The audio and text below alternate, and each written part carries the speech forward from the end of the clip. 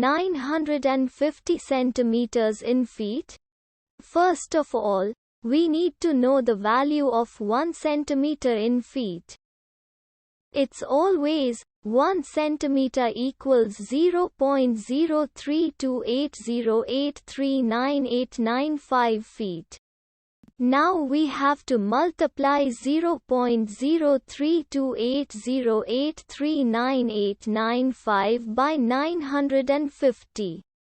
Therefore, 950 centimeters times 0.03280839895 feet equals 31.16797900025 feet.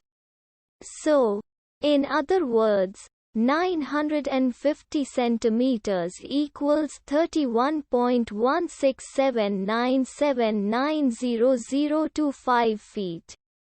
We hope you have enjoyed this video. Please like and subscribe to our channel for more videos like this.